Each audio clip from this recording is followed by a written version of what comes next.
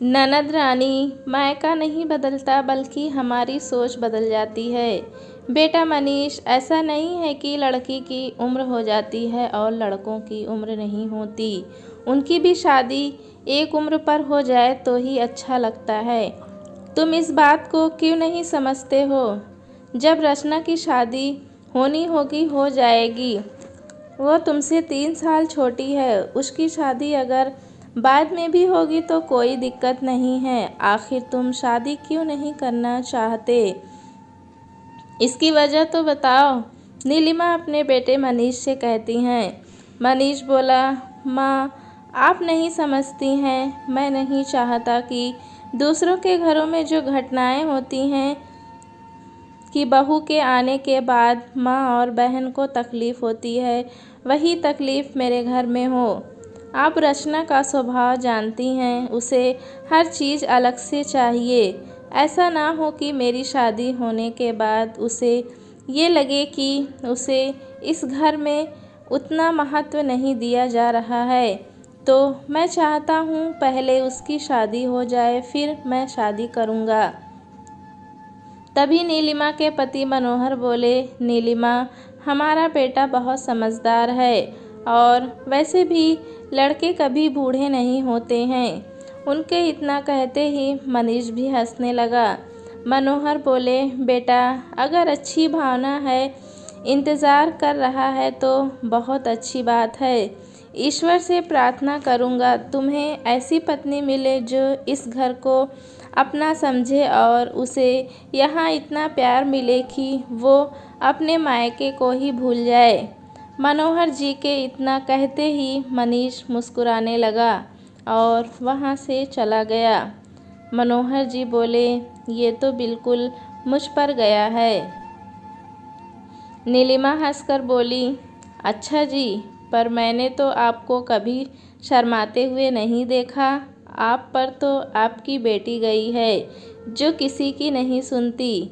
ना जाने ससुराल जाकर क्या करेगी, पर हमने तो उसके लिए इतना अच्छा रिश्ता तय किया है।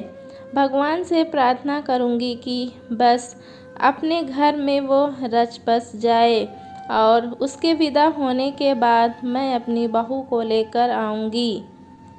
तभी रचना अपने कमरे से बाहर आई और बोली, अच्छा, तो मुझे घर से भगाने की तैयारी चल रही है। और माँ, मैं अभी घर से गई नहीं हूँ कि आप अपनी बहू के सपने देखने लगीं। सच कहते हैं लोग, बहू के आते ही माँ बदल जाती है। पर पापा, आप मत बदलना। मनोहर जी बोले, बेटा, तुम्हारा भाई इतना अच्छा है कि आने वाली भाभी भी तुम्हारी बहुत अच्छी होगी। हमारे जाने के बाद वो तुम्हें माँ जैसा प्यार देगी, ये हमें भरोसा है। बस तुम भी उसे अपनी बहन मानकर रहोगी तो भविष्य में कभी दिक्कत नहीं होगी। रचना बोली, आप मुझे ये सब बातें क्यों कह रहे हैं? मनोहर जी बोले, बेटा, लड़की को हमेशा लगता है कि शादी के बाद उसका मायका बदल जाता है, जबकि मायका नहीं, लड़की की सोच बदल जाती है। अगर वो ये माने कि ये मेरा वही मायका है और भाभी भी मेरी अपनी बहन है तो देखना, कुछ नहीं बदलता। वक्त बीता, रचना की शादी की तैयारी होने लगी। जब रचना की शादी की तैयारी चल रही थी तो मनीष हंसकर बोला, चलो अच्छा है, अब ये अपने घर जाएगी और मेरी चीज़ों पर अपना अधिकार नहीं जमाएगी। माता पिता बोले, तुम जाते जाते भी इसे रुलाओगे? जब ये चली जाएगी तब देखना तुम्हें बहन की कितनी याद आएगी और हमारे जाने के बाद तुम्हारे लिए भी बस यही तो रह जाएगी। मनीष बोला, माँ, ये तो जा रही है, अब आप किसी के जाने की बात मत करो, वरना लड़कियों की तरह अब मैं रो पड़ूंगा। सोच लो, फिर आपको बहू नहीं मिलेगी। उसके इतना कहते ही सब आपस में गले मिल गए। खरीदारी के समय भी रचना बच्चों की तरह जिद करती और मनचाही चीज़ों को ले लेती। नीलिमा बोली, इसकी हर ख्वाहिशों को हम पूरा करेंगे।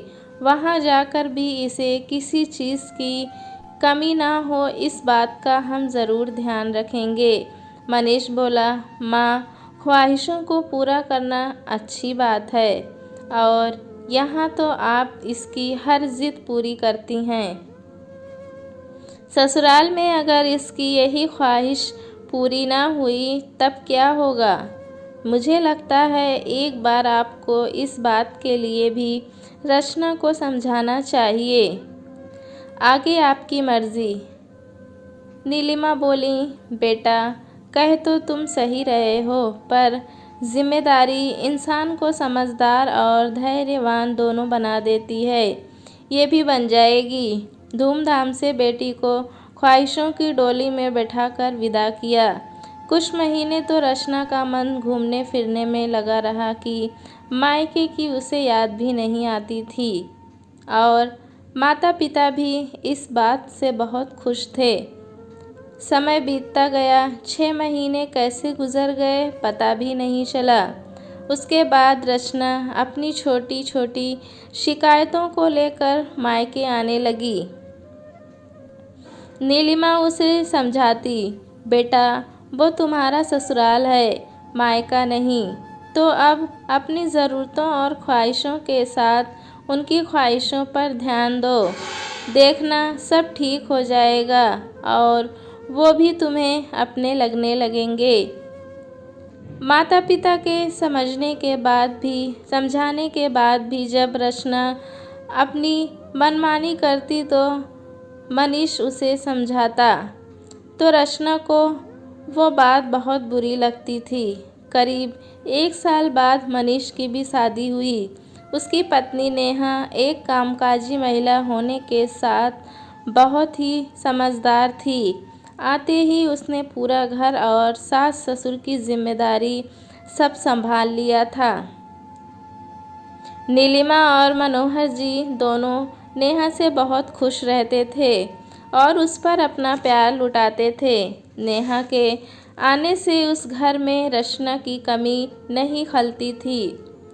ये सब देखकर कहीं ना कहीं रचना क्रोधित हो जाती थी और न चाहते हुए भी कुछ न कुछ बोल देती थी। मनीष तो उसकी भावनाओं को समझ जाता था और वो नेहा को भी समझा लेता था। समय बीतता गया। करीब 1 साल बाद अचानक से मनीष के पिता की तबीयत बिगड़ी और 2 दिन बाद उनका देहांत हो गया। मनीष नेहा से बोला, नेहा, माँ को घर में अकेले छोड़कर काम करने का मन नहीं करता। पहले पापा थे तो बात अलग थी, पर अब इस उम्र में माँ को घर में अकेले कैसे छोड़ें?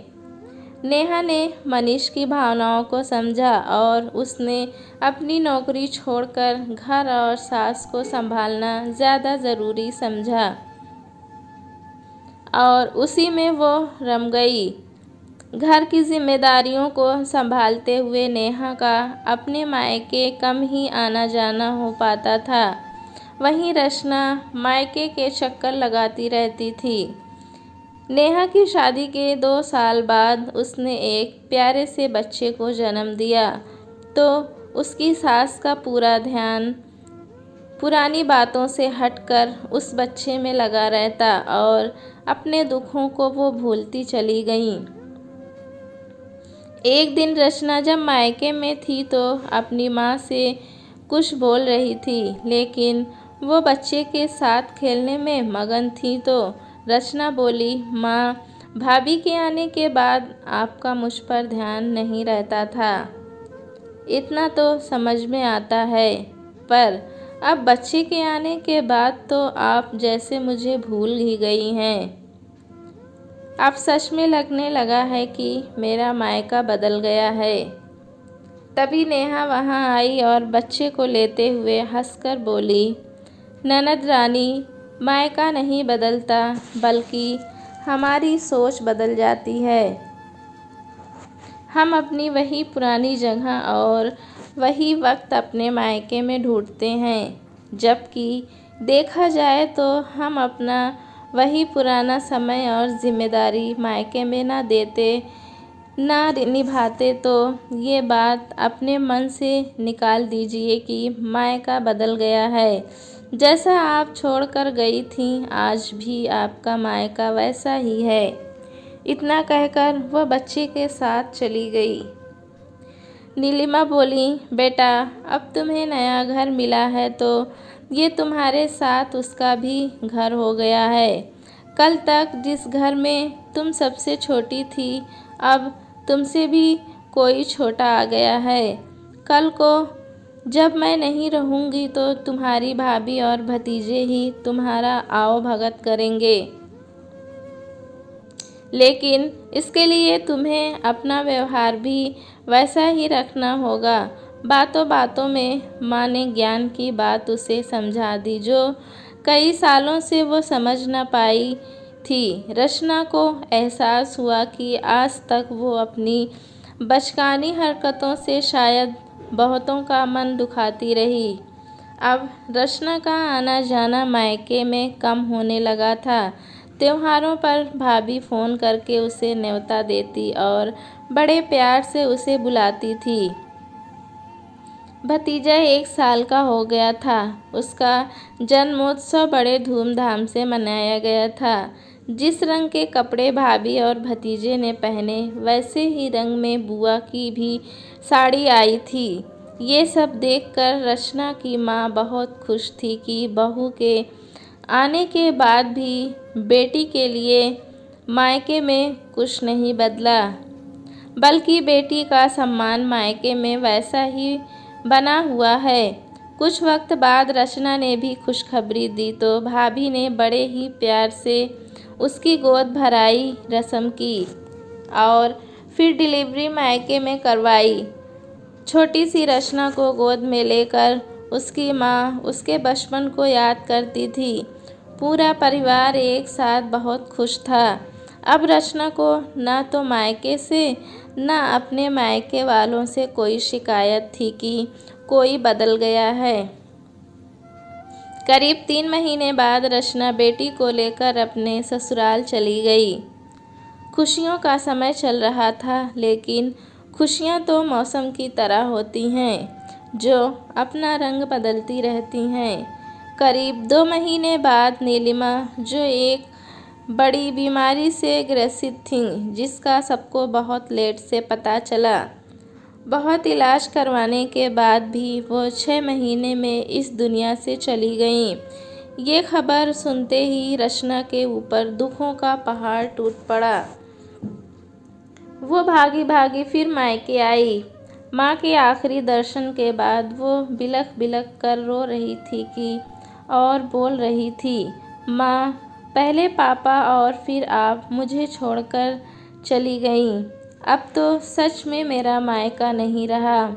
अब मैं अपनी परेशानियाँ किसके पास लेकर जाऊँगी और किससे शिकायतें करूँगी। नेहा ने आगे बढ़कर उसे गले लगाया और मायके के होने का एहसास दिलाया। बड़े प्यार से वो बोली, माँ नहीं तो क्या हुआ, भाभी तो है, भाई भतीजे आपके ही हैं। ये सदा आपका मायका ही रहेगा और आप यहाँ की लाडली बेटी रहेंगी। पापा जी के जाने के बाद जैसे कुछ नहीं बदला, वैसे ही मम्मी के जाने के बाद भी कुछ नहीं बदलेगा। यह सुनकर रचना को नेहा में उसकी माँ की छवि दिखने लगी।